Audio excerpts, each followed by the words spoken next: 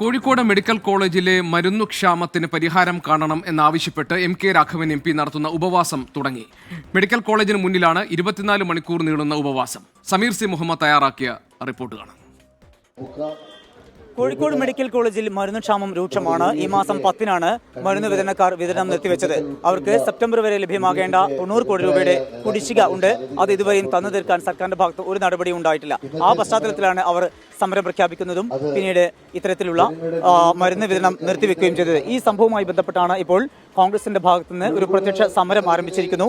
കോഴിക്കോട് ജില്ലാ കമ്മിറ്റിയുടെ DCCയുടെ നേതൃത്വത്തിലാണ് ഈ ഒരു സമരം. ഒപ്പം തന്നെ ഇതിൽ ഏറ്റവും പ്രധാനപ്പെട്ട ഒരു കാര്യം, Kozhikode MP M K Raghavan അദ്ദേഹം ഇന്ന് ഉപവാസ സമരം ആരംഭിച്ചിരിക്കുകയാണ്. രാവിലെ 8 മണിയോടുകൂടെ ആരംഭിച്ച ഉപവാസ സമരമാണ് പുരോഗമിക്കുന്നത്. കോൺഗ്രസിന്റെ പ്രധാനപ്പെട്ട നേതാക്കളെല്ലാം തന്നെ ഈ വേദിയിലേക്ക് അദ്ദേഹത്തിന് പിന്തുണ അറിയിച്ചുകൊണ്ട് വന്നിട്ടുമുണ്ട്. DCC പ്രസിഡന്റ്, അതുപോലെ തന്നെ മറ്റ് KPCCയുടെ ഭാരവാഹികൾ, മുൻ DCC പ്രസിഡന്റ് ഉൾപ്പെടെയുള്ള അങ്ങനെ പ്രധാനപ്പെട്ട നേതാക്കൾ എല്ലാം തന്നെ ഈ സമരപന്തലിൽ എത്തിയിട്ടുണ്ട്. MP-യുടെ നിരാഹാരം തുടരുകയാണ്. കോൺഗ്രസ് വലിയ രീതിയിലുള്ള ഒരു സമരമായി ഇതിനെ ഏറ്റെടുത്തു കഴിഞ്ഞു. MP-യുടെ സമരം കോൺഗ്രസിന്റെ പൂർണ്ണ പിന്തുണ കൂടിയാണ്. കോൺഗ്രസ് ഈ വിഷയം ഏറ്റെടുത്തതിന്റെ ഭാഗമായിട്ടാണ് MP-യുടെ സമരം. ഒന്നാം ഘട്ടമായി ഞങ്ങൾ പ്രതിഷേധ കൂട്ടായ്മ നടത്തി.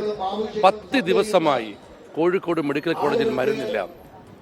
ഒരു ദിവസം പോലും മരുന്ന് കിട്ടാൻ മോശമായ അവസ്ഥ വരാൻ പാടില്ലാത്ത സ്ഥലമാണ് കോഴിക്കോട് മെഡിക്കൽ കോളേജ്. അവിടെ 10 ദിവസമായി മരുന്നില്ല. ഇന്ന് കാലത്ത് മുറിവിന് വെച്ച് കെട്ടാനുള്ള കല്ലുപ്പ് പോലും പുറത്തുനിന്ന് വാങ്ങിപ്പിച്ച രീതി ഈ മെഡിക്കൽ കോളേജിൽ ഉണ്ടായി.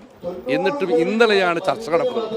HDSന്റെയും HDCയുടെയും ചെയർമാനായ ജില്ലാ കലക്ടർ ഇതുവരെ ആശുപത്രി സന്ദർശിക്കുക പോലും ചെയ്തിട്ടില്ല.